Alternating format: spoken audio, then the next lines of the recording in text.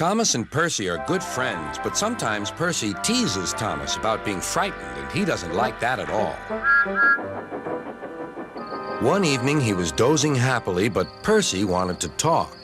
"Wake up, Thomas. Are you dreaming about the time you thought I was a ghost?" "Certainly not. Anyway, I was only pretending to be scared. I knew it was you, really." Percy went on teasing him. "I hope the guard leaves the light on for you tonight." "Why?" asked Thomas. "I quite like the dark." "Oh, really?" exclaimed Percy. "I am surprised. I always thought you were afraid of the dark. I wonder why." Thomas decided to say nothing and went to sleep instead. Next day, Sir Topham Hatt came to see him. "I would like you to go to the harbor tonight. You have to collect something rather unusual." "What sort of something?" asked Thomas. "Wait and see," replied Sir Topham Hatt. Meanwhile, Percy was moving freight cars into a siding. Henry arrived with his goods train. The signalman changed the switches, and Percy waited on the siding until Henry had steamed by. Then there was trouble. "The switches are jammed," called the signalman. "I can't switch them back for Percy. The workmen will have to mend them in the morning. It's too late now." Said Percy's driver. "I'm sorry, Percy, but you'll have to stay here for the night." "Where are you going?" asked Percy. "Home for tea," replied the fireman. Percy was speechless. He watched as the other engines went home to the shed. Nighttime came, and Percy began to feel very lonely. "Oh, dear," he murmured. "It's very dark." Oh, what's that?" It was only an owl, but Percy didn't realize this. "Oh, I wish Thomas were here too," he sighed.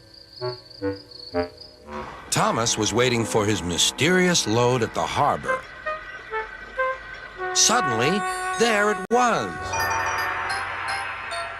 "Cinders and ashes," cried Thomas. "It's a dragon." "Don't worry," laughed his driver. "This dragon is made of paper. It's for the carnival tomorrow." Workmen lifted the dragon onto Thomas's low loader and put lights all around it for protection. Then Thomas set off into the misty night.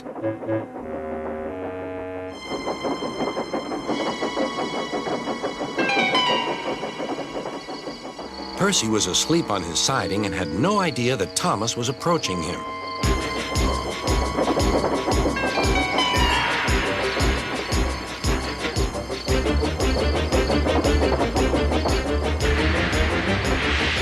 Percy woke up with a start. "Help!" cried Percy. "I'm not going to open my eyes until my driver comes." Next morning, the switches were mended, and Percy puffed back to the junction. Gordon was just about to leave with the express. "You'll never guess what I saw last night." Gordon was in no mood for puzzles. "I'm a busy engine. I don't have time for your games." "I've seen a huge dragon. It was covered in lights." Gordon snorted. "You've been in the sun too long. Your dome has cracked." When the other engines heard the news, they laughed too.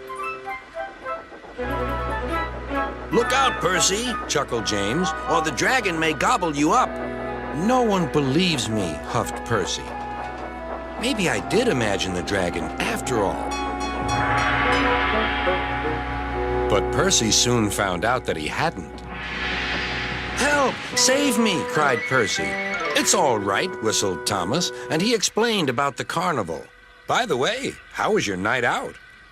Percy decided to tell Thomas the truth.